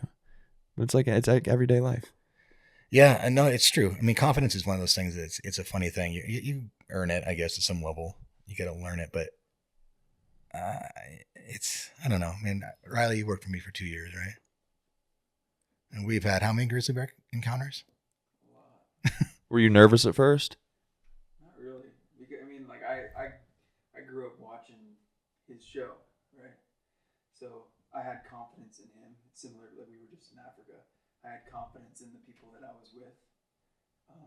So when a pride of lions approached us, I wasn't necessarily nervous because I was confident in the confidence that the people I was with had. Yeah. So, And you're getting educated every day too, yeah. which helps. Yeah, that makes sense. No, it's true. I mean, I've said this about Riley. So who was listening? Riley's my assistant and been working. For He's me for our 2 years. he's our Jamie today. He's our Jamie. Yeah. Yeah. You know, it has been, whether Riley hasn't known it or not, there's times like we've gone out together, and then he's thrown to the fire by himself, right? And there's been times that he's gone out and has had, encounters that have been slight, and I know he learns from, he's become stronger, and because he becomes stronger, my right-hand man's stronger, and then we are collectively stronger. It's good for all of us, right? And there's times, we saw 47 grizzly bears in a day. We've been to Alaska. Where? Alaska? Wyoming. 47 bears in a day? Shut up! Really? Oh yeah. Holy! Day, it was like from sunrise to like noon. Dude, I haven't seen 47 grizzly bears in my life. Yeah, most people haven't. Yeah, no. Holy shit! Oh, yeah, is that just because you were in an this area, or is that just because we were in a spot? you knew where to fucking go? Yeah, we were in a good spot. You knew where to go? Yeah, big feeding area where there's a lot of bears coming. Was that your intent that day? Was we're gonna? Okay. I had no idea. The most I'd seen in the area before was around 20. You weren't thinking double that. No way. Were you just in fucking heaven or what? It was amazing. Yeah, it's one of our YouTube channel shows that'll be coming out later this year. I can't wait. I need early access to that. It's good. Yeah, and then we were in Alaska, and we were like right in the middle of bears. So, but he, learned alongside of me, right? And then he gets thrown to the fire. Yeah. And then he got thrown to the fire. Really, one recently where a bear had killed an elk, and we wanted to get some camera traps on the carcass while the bear was actively feeding, which is, again, most people are not going to do this, and definitely don't recommend walking up to a bear-killed carcass. But it's something that I've done. There's a way about it, and it comes down to confidence. If you walk into a bear where a bear's on a carcass and you don't know what you're doing, you're probably going to be killed. So you gotta know. Just simply due to the fact that they're not going to let you have their kill. No, I mean, watch a bear out in the woods. Yeah. I mean, that's their thing. If you go in there, again, it's like if you go in there and you're like apprehensive, they're gonna I'm gonna take that thing out and wander around here. Yeah. Again, if you have a kill, don't walk up to it with a grizzly bear on it. Just plain and simple. And again, it could go wrong for us anytime. But yeah, I sent him in with some camera traps to go set it up on the kill, and I run him through kind of like, okay, that bear is gonna be there even though he's not on the thing. You were by yourself? Were you nervous as hell? I was a little nervous. You know he was. This encounter was fuck. It is fucking insane. Get this kid a raise, dude. He was just like this creek bank that came off pretty steep, probably like 8 foot high. Came down to the creek, and the carcass was cached right at the base of this like cut bank. And so he did a sweep, and there's no bear, and went in and started setting up cameras. So he's like bending down, putting the cameras up, right? And here's like, I think, is that clip on your guys' stuff? Yeah. I've seen it, yeah. And then he looks up, and that bear's right there. But that part's not in that part wasn't filmed. So we went in the next day or 2 days later together, and that stuff's on camera. Okay. When I went in originally, it wasn't. I saw a clip similar to what you're talking about. Yeah, we encountered. I think you're like bear, same bear or whatever. Yeah, same bear. Yeah, okay. But it was point blank on him the first day, not on camera. But the bear, I mean, he was prepared to deal with it if something happened. But the bear turned and ran away. And again, it's one of those things. But if he was in there not confident, if I freaked out, it probably would have. If you freaked out, you'd have been done. Yeah. But I just turned over my shoulder, made eye contact with him, and I just slowly stood up. And as I slowly stood up, he turned and ran away. Yeah, I don't know. It's a funny thing. Bears, grizzly bears particularly, in that fight or flight response, they can go either way. And it has everything to do with how you react. And it's simple, fundamental behavioral thing. And again, I could tap into it as law enforcement. Again, like as soon as you inject panic into any situation, it's always going to become worse. And so there's this confidence and calm that you got to have. And it's hard to teach that. You're not going to teach what I've learned in my lifetime to somebody to go in the woods, but you can talk about it. If you go out in the woods, you just talk about this, have this conversation and understand the fundamentals and go through that. Again, I can tap. There's so many parallels with law enforcement. Muscle memory. Think about that. When this goes down, here's what I'm going to do. Here's what goes down. Here's what I do. Here's plan A, B, and C. Yeah, you have to play this shit out in your mind before it happens. Yeah. 100%. And you got to do that when you're in Grizzly country, man. You got to know. If you think you're going to figure it out on the fly, you're going to fail. 100%. And you're going to freak the fuck out. Yep. Panic, and you're not going to even reach for your handgun. You're going to probably grab your balls. Because, dude, if you, like, so you said really you got 3 seconds if a bear charges you. If you can draw a pistol sub 1 second, you're a stud. Yep. Like, you are a stud. Yep. Especially with my former line of work, because we have level 3. Like, you have to clear the hood. Like, you have to activate the holster. Like, if you can do that in under a second, you're a stud. Yep. And half the time, these guys are wearing these chest holsters with their binos and shit all fucking wrapped around them and everything else. They don't practice drawing and shooting. They don't. They put that on there because it looks cool and they got a discount code from said company. And they never drawn that fucking gun. Ever. No. And now they think they're going to rise to that level when shit hits the fan. No, you're going to rise to the level of training that you've put in. Exactly. And that's why I think when I read this statistic that 7 bears were killed in Montana, and I like watched the interview and it's like Fat Jim. That bear was charging me and I pulled my gun and I killed it. I'm like, no. And what would you say? Like out of those 7, 5 or 6 of them probably could have not ended up that way? Definitely. Yeah, I'd agree with that. Yeah. Yeah. People get nervous, dude. Yeah, it's hard. Here's the thing. And again, devil's advocate on that, even on that. Easy for us to quarterback it. At least me, dude. Like you've had way more encounters. Man, it's all relevant in the sense that self-defense, right? If you feel like your life's threatened and you choose to end that bear's life because you want to preserve your life so you can go home to your family, I have no doubt in those moments those people felt like they were going to die. Oh yeah, they just weren't. I have no doubt that you're correct. And so they did what they had to do. Yeah. And I think that's okay. I do. But unfortunately, it did not have to happen, but they thought it. And again, the reason why that happened is because they went into the woods believing something that's not true. And they just don't know. Yeah. And I think that's it. And it's just something, there's a fine line there. We gotta learn, man. We gotta learn. I know it's a pretty sticky situation if somebody does end up killing a grizzly bear, be it self-defense, whatever. What should that person's next steps be? Because you can't just kill it and leave it and fucking go hike back to the truck. Immediately call authorities. I mean, I would take pictures immediately. I would document everything as best I could, just because so there's no doubt. Don't touch anything. I mean, it's just like same with like law enforcement. Like you just don't touch anything. Because it's a scene now. Yeah. Yeah. The more you mess with those things, I mean, they are going to crack down. I know like now they're like, they're literally actively skinning the bears out and looking where those first entry holes are. Are they? Yeah. I mean, if their profile, that bear's not running at you. Yeah. I mean, yeah. Right. Yeah. And I know that there's some if you hit it where you're supposed to hit it, if you're hunting a bear, yeah, that's a problem. Yeah. Yeah. So, I mean, if they're all frontal wounds and head wounds, then you probably be okay. Yep, exactly. Yeah. And there's ways they can, forensics, those guys are really good at what they do. And they have excellent forensic training in there. I know they're going to dig into it a little bit more. Yeah. So I think the days of, there's a bit of a cohort out there. It's like if you see a bear, shoot it and just say it's self-defense. Well, you better know what you're dealing with here, guys, because they're going to start cracking down on that. Do you see guys mixing up black bears with grizzlies? All the time. Okay. I mean, I get photos. Guys that are actually pretty seasoned will send me photos that like black bear grizzly. Like they don't know. At least they're asking. I think that's one thing instead of assuming. Yeah. Most of the time, it's a black bear's in a certain position where they shoves their shoulder blades back. Yeah. They're in a lighter color phase. Mm-hmm. They'll call a grizzly bear. You'll laugh, dude. I was so green. It was like my first or second year out here, and I'd never been bear hunting a day in my fucking life. And my buddy at the time, who was a former team guy, he used to guide in the Bob, like 26 miles deep. Like he spent some time out there, so he's good around bears. Has had a lot of encounters. So he takes me out. He lives in Kalispell, and we're just driving these roads, and he's like, "Holy frick! Like, get out of the truck." I'm like, "Okay."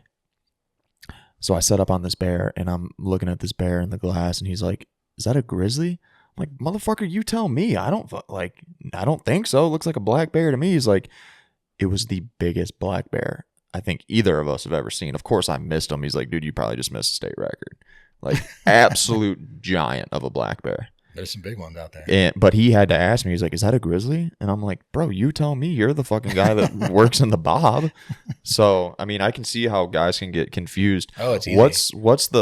What's the consequence of that if, I go out and shoot a grizzly thinking it's a black bear? I think it depends on the scenario. I think if you honest mistake, I thought it was a black bear. I think I'll let it go. It was. You really? I do. I think that you probably won't get your tag back. Well, I wouldn't. Yeah. But yeah, no. I mean, the consequences can be big if it was an honest mistake. But does that happen frequently? I don't know. I don't think it happens that frequently. It certainly does happen. Yeah. He just took a film of a bear and he came back and said, "What is this?" And I looked at it, and I still to this day can't confidently say which one it is. You got the picture? Yeah, I was just driving down the road, and it was on the side of the road, and I just barely got a video of him. But it's like, I was pretty confident it was a black bear at first, but then I just kept looking at it, and I was like, dude, this is. Yeah, if I was black bear hunting and I came across this bear, I wouldn't shoot. Really? Even though I think actually I'm leaning more towards the black bear. But show him a picture. You got it? Can you dig it up? Yeah, dig it up. It's a good one. And I've seen the blackest grizzly bears. So black. Like as black as a black bear. So that's definitely not a way to tell either. If you see a jet black bear, it's not an automatic black bear. I've seen especially some big boars can be jet black. Yeah. Highest. Well, let's go here. So, like, I know the gravelries are packed with them. Where should guys stay away from if they're trying to avoid bears? Like, hey, you're for sure gonna anymore run in Western Montana. Anywhere in Western Montana? I mean, there can always be a grizzly bear anywhere in Western Montana right now. I mean, there's certain places like the Gravelies and Taylor Fork area, like all the Madison Range full of grizzlies. Anywhere in Paradise Valley, Absarokas, Beartooths, the Gallatins. I mean, there's bears all over. And then you get up in the north, and Bob obviously has a ton of bears. But we just saw him I'm totally spacing it out right now.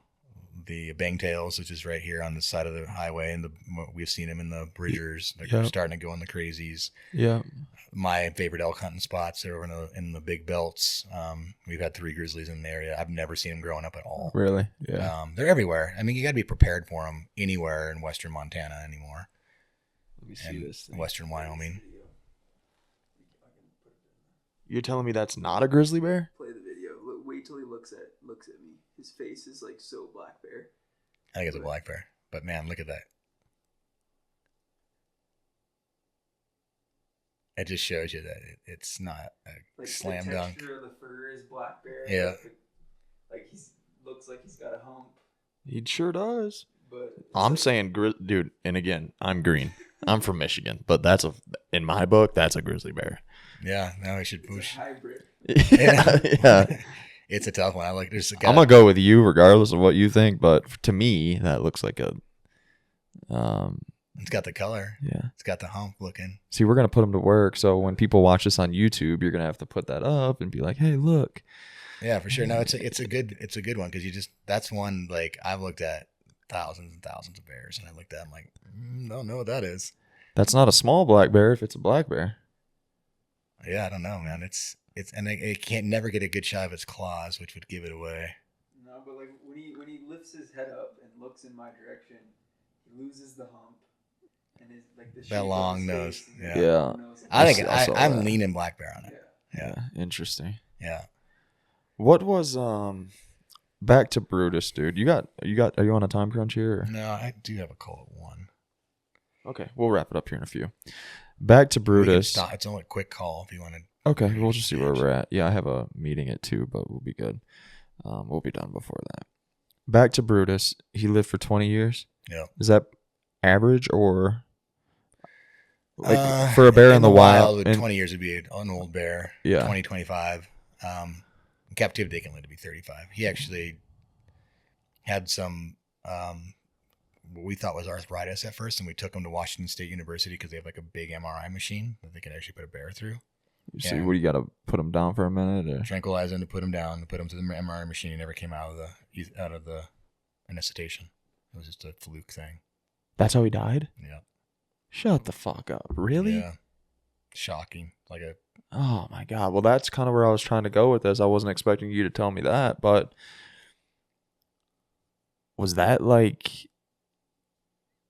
how hard was that on you, dude? Pretty hard. I mean, I think I'm still dealing with it. My wife says I haven't done really it yet. Yeah. Just happened a couple years ago.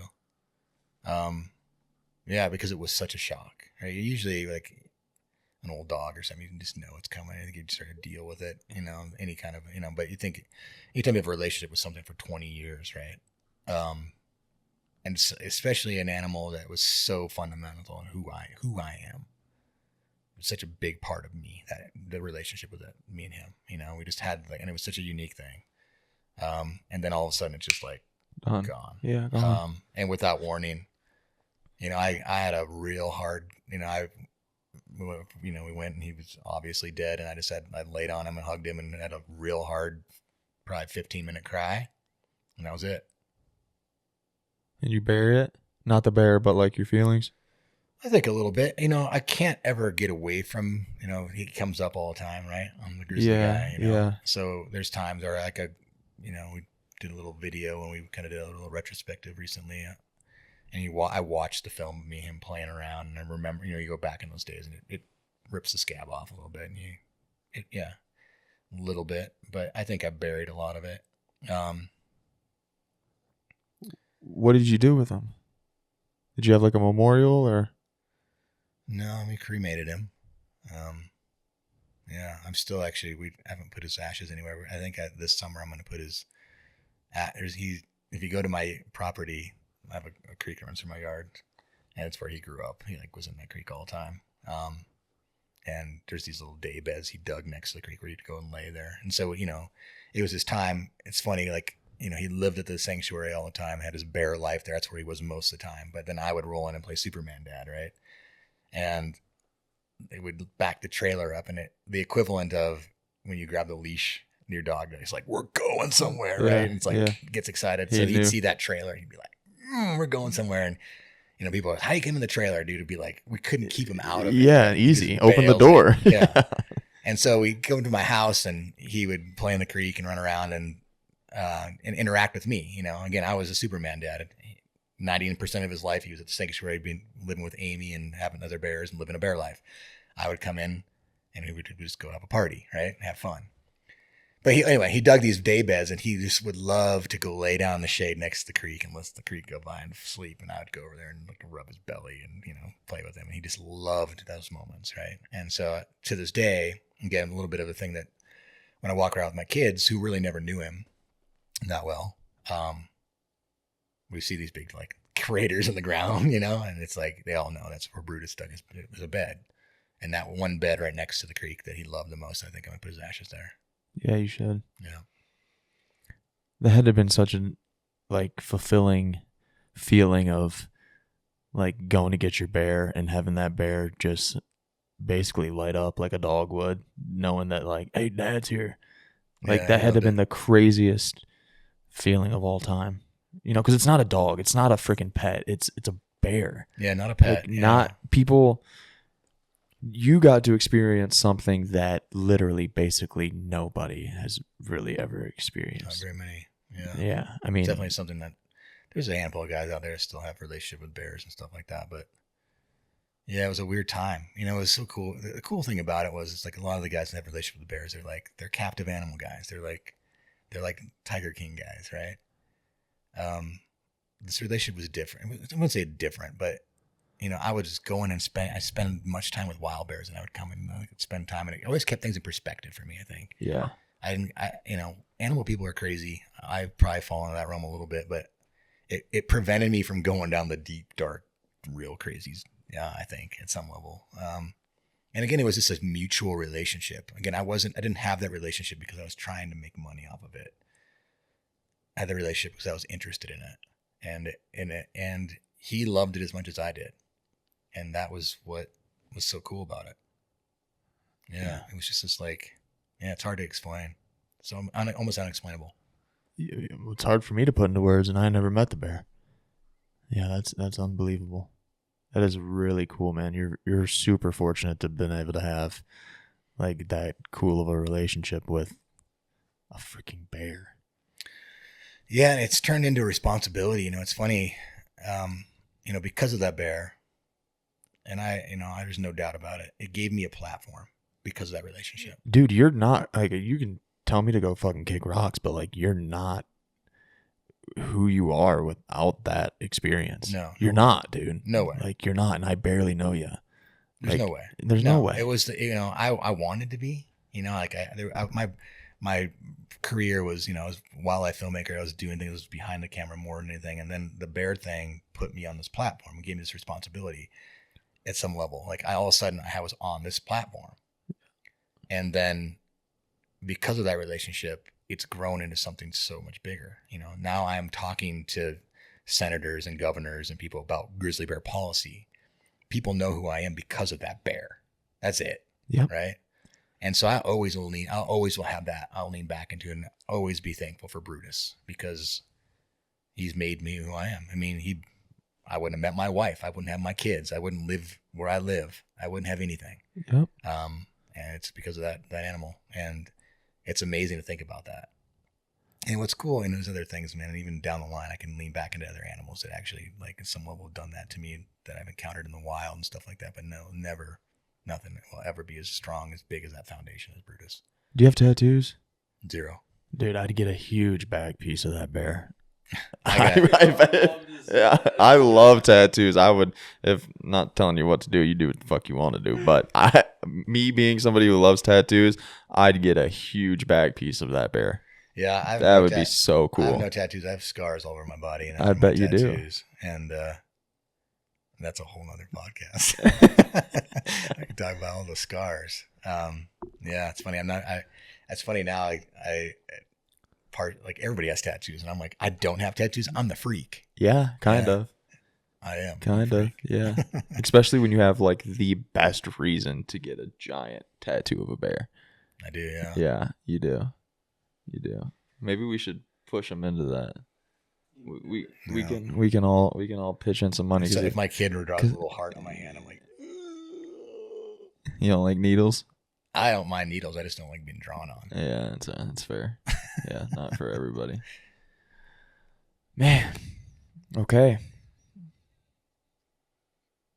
I thought I had something else, but let's kind of tap into. You said 1 o'clock, so we got a little bit more time. Let's tap into what's going on now. If you guys have made it this far, which I'm assuming most of you guys have, you and I have recently started working together, which is really cool, and I'm excited about that, to watch you progress. Yeah. Why? Because I'm 50 years old. I play a young man's game. I mean, if you look at what I do now, I mean, I still travel the world. I'm always filming wildlife in wild, crazy places. It's a very physically demanding game. Mm-hmm. And if I can't, if I think about the things that we've done in the last 2 years, Riley's 25, right? 24, super fit dude. It takes all of us, all of what we have to get done what we got to do. I mean, we just walked across a huge part of Africa in crazy heat, carrying everything that we need in our packs and our backs. I had a 75-pound pack on, he had a 100-pound pack on. And in order for us to achieve what we need to achieve, we need to be physically fit, right? So that's a big part of it for me.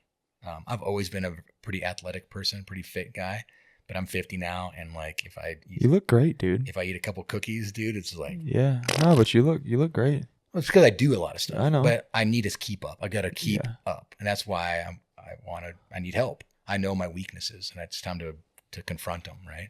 And sometimes you need help, and I believe that Nock Performance can help me, and I like you, so that's actually a big part of it. The majority of it actually is I like you, because I know it's going to be hard, and I need somebody that's going to be able to tell me that that I respect and actually has a good vibe. And I'm like, okay, if this guy's going to be a dick to me, I can take it. Because there's people that I wouldn't take it from very well. You know what I mean? And then you'll probably get that. good. Everybody usually does at some point in time. Yeah, And they'll I get need that. it. I'm giving you a little time right now. I'm trying to see what we're doing here, but yeah. And I need it. That's what I need. I need that accountability. And that's hard. Sometimes it's hard. And then the other part is I'm a dad. I'm a young dad. I got a 3-year-old That's what boy. I wanted to tap into as well. Yeah, you're an old man. Yeah. And I look at that, and like you actually said it to me. It's like, dude, when he's 16, you're going to be 63. And I thought, holy crap, I will be. And I want to be, when I'm 63, I want to be like what my dad was, like throwing the football with him and, you know, running routes and teaching him how to, you know, cover a good receiver. And I want to be that guy. You know what I mean? Like, I want to be that dad. And in order to do that, man, you got to keep on it. So it's a culmination of all those things. It's like, yeah, I got to. And it takes effort. It takes a team when you get to a certain point. Yeah, I gave you your flowers the first time we talked, and you know, I hit you up for a podcast. I had no intentions of coaching to you, and you honestly kind of brought that to my attention, and we agreed upon that, which is really good. But I gave you your flowers just because of your age. Like, a lot of guys that are in their 50s are kind of just stuck in their ways, dude. Like, hey, this is what life is. This is the hand that I'm dealt. I'm in decent shape maybe, but like, you know that there's, dude, you got to keep up with that kid. Like, you can't let fucking Riley beat you into the mountain. I try not to. Yeah, you know what I mean? Like, and then plus your kids too. Your kids are young and you're not calling it what it is. So good on you for approaching me with that idea and knowing that you got a lot more to give, dude. Like, you're going to be in great shape when you're 63 and your kid's 16. Like, great shape. I count on it. You will be. Yeah. You will be. And we got a year to do it, and we're going to do exactly that. I have no doubt. I'm not worried about you at all. You're going to do great. Good.